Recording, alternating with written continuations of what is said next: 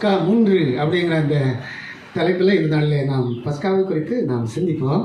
நல்ல அருமையான பகுதி. இந்த நாளில் உங்களுக்கு யாத்திராகமம் 12ஆம் அதிகாரம், அதுக்கப்புறம் 1 கொரிந்தியர் 5ஆம் அதிகாரம், அதுக்கப்புறம் நீங்கள் பார்த்தீங்கன்னா டேனியல் புஸ்தகம் 9ஆம் அதிகாரம், வெளிப்படுத்தின விசேஷம் 16ஆம் அதிகாரம், இன்னும் எஸ்ரா புஸ்தகத்தில் அதில் 7ஆம் அதிகாரம். இப்படி இந்த பகுதிகள் எல்லாம் இன்றைக்கி நம்ம பஸ்காவை பற்றின ஒரு பகுதி தான்.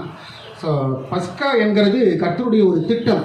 உலகத்தில் பைபிளில் பஸ்கா என்கிறது முதல்ல எங்கே ஆரம்பிக்குது தெரியுமா? எகிப்தில் ஆரம்பிக்குது. எங்கே ஆரம்பிக்குது? எகிப்தில் ஆரம்பிக்குது. எங்கே? கிமு 1440 அது ஸ்டார்ட் ஆகுது.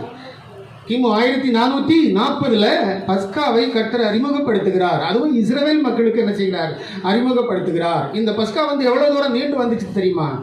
நம்ம இந்த செய்திக்கு போகிறதுக்கு முன்னாடி பஸ்கா எவ்வளோ தூரம் நீண்டு வந்துச்சு அப்படிங்கிறது நீங்கள் முதல்ல புரிஞ்சுக்கணும். பஸ்கா எகிப்தில் ஆரம்பித்து ஆண்டவர் ரோம பேரரசில் முடிவடைச்சிட்டார். அங்கே தான் முடித்தார்.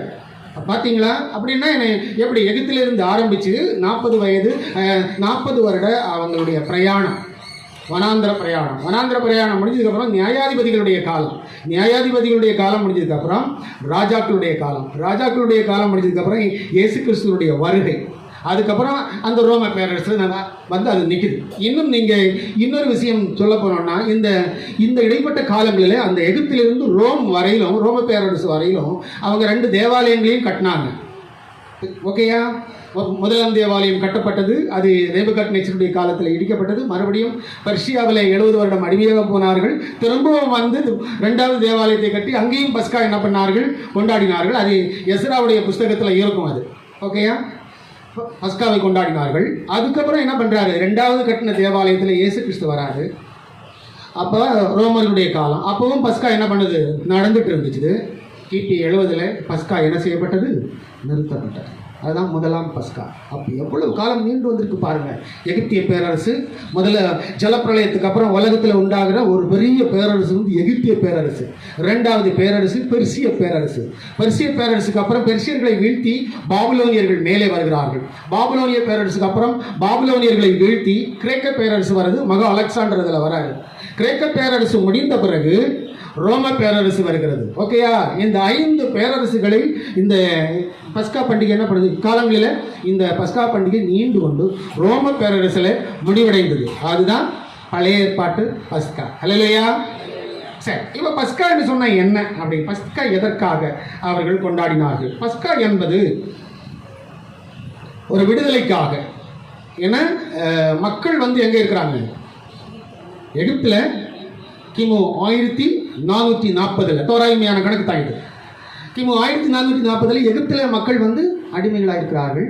400 வருஷம் ஆயிடுச்சு. ஆல்ரெடி அதை ஆபிரகாம் கிட்ட சொன்னார், உன்னுடைய மக்கள், உன்னுடைய இன மக்கள் 400 வருஷம் அடிமைகளாக இருப்பார்கள் அப்படின்னு சொல்லி. அதன் பிரகாரம் 400 வருடங்கள் அவர்கள் அடிமைகளாக இருந்தார்கள். 400 வருஷத்துக்கு அப்புறம் அவர்களை வெளியே கொண்டு வரதுக்காக ஒரு லீடரை ரெடி பண்ணுறாரு. அந்த லீடர் மோசஸ் அப்படிங்கிறது நமக்கு எல்லாருக்கும் தெரியும். அந்த லீடரை வச்சு தான் என்ன பண்ணுறாரு? நீங்கள் வெளியே வரணும்னா அங்கே நீங்கள் பஸ்கா அடிக்கப்பட வேண்டும். அங்கே உங்களுக்கு என்ன அடிக்கப்பட வேண்டும்? பஸ்கா அடிக்கப்பட வேண்டும். பஸ்கா என்று சொன்னால் என்ன? ஆட்டுக்குட்டியை அடிப்பது. நீங்கள் பார்த்தீங்கன்னா அந்த ஆட்டுக்குட்டி 5வது வசனம், யாத்திராகமம் 12ஆம் அதிகாரத்தில் 5வது வசனத்தை நான் வாசிக்கிறேன். அந்த ஆட்டுக்குட்டி பழுதற்றதும் ஆணும் 1 வயதுள்ளதுமாய் இருக்க வேண்டும். செம்மறி ஆடுகளிலாவது வெள்ளாடுகளாவது அதில் நீங்கள் தெரிந்து கொள்ளலாம். சாயங்காலத்தில் அதை அடிக்கணும்னு அடுத்த வசனம் சொல்லுது. ஓகேயா? அப்போ வீட்டுத் தலைவர்கள் அவரவர் புசிக்கக்கூடிய அளவில் ஒரு ஆட்டுக்குட்டியை அடித்து அதனுடைய இரத்தத்தை எடுத்து என்ன செய்ய வேண்டும்? மேல் சட்டத்தில், கதவுனுடைய மேல் சட்டத்தில் 2 சட்டத்தில், மேல் சட்டம் அப்புறம் அந்த சைடில் வருது இல்லையா, அந்த கீழ் சட்டம், அதெல்லாம் என்ன பண்ணணும்? தடவணும். புளிப்பில்லாத அப்பத்தை செய்யணும். புளிப்பில்லாத அப்பத்தை செஞ்சு கசப்பான கீரையை வச்சுக்கிட்டு என்ன பண்ணணும்? அதை சாப்பிடணும். அதுவும் அந்த ரத்தத்தை தெளிக்கணும். ரத்தத்தை சாப்பிடக்கூடாது. மாம்சத்தை என்ன பண்ணணும் தெரியுமா? ராத்திரியில் அடித்து 10 மணி நேரத்துக்குள்ளாடி. எத்தனை மணி நேரத்துக்குள்ளாடி? 10 மணி நேரத்துக்குள்ளாடி. இதெல்லாம் இதில் இருக்கும் பாருங்கள். 10 மணி நேரத்துக்குள்ளாடி அதை நம்ம என்ன பண்ணணும்? சுட்டு சாப்பிடணும். சுட்டு சாப்பிடணும்னா தெரியுமே? இல்லை, சுட்டு சாப்பிடணும். குழம்பெல்லாம் வச்சு தின்னக்கூடாது. இதெல்லாம் ஆண்டவர் கொடுத்த ஒரு சட்டம். ஓகேயா? குழம்பு வச்சு தின்னக்கூடாது. குழம்பு வச்சு தின்னீங்கன்னா அது மீறுதல். அப்புறம் 10 மணி நேரத்துக்கு அப்புறம் ராத்திரிக்குள்ளாடி எல்லாம் காலி பண்ணணும்னு சொல்கிறாரு. சுட்டு எல்லாத்தையும் தின்னு போடணும். ஆனால் மீதி இருந்துச்சுன்னா அதை என்ன பண்ணணும்? சுட்டு எரிச்சு போடணும். இதுதான் பஸ்காவுடைய மெத்தேடு. எதுக்காக இது சொல்கிறாரு? அந்த ரத்தம் எதுக்கு வாசல் காலத்துக்கு? அந்த ரத்தம் இவர்களுக்கு ஒரு பாதுகாப்பின் அடையாளம். அந்த ரத்தத்தை தெளித்தா வாசல் காலில் தெளித்து வச்சுருந்தாங்கன்னா சங்கார தூதன் உள்ளே வரமாட்டான். அந்த முதல் பிள்ளை மூத்த பிள்ளை சாகாது. அதற்காக அப்போ எகிப்தில் ரெண்டு விதமான மக்கள் இருக்கிறார்கள். ஒன்று காமுடைய வம்சத்திலே வருகின்ற எகிப்தியர்கள், ரெண்டாவது சேமுடைய வம்சத்திலே வருகின்ற இஸ்ரவேலர்கள். இந்த 2 பேரும் அங்கே இருக்கிறபடினால சங்காரதூதன் வரும்போது அந்த ரத்தத்தை அவர் அங்கே பார்க்கணும். வீட்டு வாசலில் அந்த ரத்தம் அங்கே இருந்துச்சுன்னா அவர் என்ன பண்ணுவார்? ரத்தம் இல்லாத வீடுகளுக்கு கடந்து போவார். முதல் பிள்ளையை என்ன பண்ணுவார்? அடிச்சிடுவார். முதல் பிள்ளையை கொண்டு வருவார். ஸோ இதை செஞ்சால் தான் எகிப்தில் அரசன் வந்து என்ன பண்ணுவான்? விடுதலை பண்ணுவான். ஓகேயா? இதுதான் நீங்கள் பார்க்கக்கூடிய இந்த பஸ்காவினுடைய விதிமுறைகள். 13ஆம் வசனம் என்ன சொல்கிறான்னு சொன்னால், நீங்கள் இருக்கும் வீடுகளில் அந்த இரத்தம் உங்களுக்கு அடையாளமாக இருக்கும். அந்த இரத்தத்தை நான் கண்டு உங்களை கடந்து போவேன். நான் எகிப்து தேசத்தை அழிக்கும் போது அழிக்கும் வாதை உங்களுக்குள்ளே வராதிருக்கும். அப்போ பஸ்கா என்பது ஒரு பாதுகாப்பின் அடையாளம், ஒரு மீட்பின் அடையாளம், ஒரு விடுதலை பிரயாணத்தின் அடையாளமாக இந்த யாத்ராகமத்தின் புஸ்தகத்தில் கர்த்தர் என்ன பண்ணுறாரு? அறிமுகப்படுத்துறாரு. ஓகேயா? இதுதான் பஸ்கா. இது பழைய ஏற்பாட்டு பஸ்கா. இந்த பஸ்காவை இவர்கள் என்ன செய்தார்கள்? மாதம், அதாவது வருஷத்துக்கு ஒரு தடவை 14ஆம் தேதி, நிஜாம் மாதம் 14ஆம் தேதி அதை என்ன செய்தார்கள்? அனுசரித்தார்கள். ஸோ இதை கர்த்தர் எகிப்தில் ஆரம்பித்தார். எகிப்தில் ஆரம்பித்து அவர்களை விடுதலையும் செய்தார். அவங்க எப்படி விடுதலை ஆனாங்கன்னு சொல்லி நமக்கு ஆல்ரெடி தெரியும்.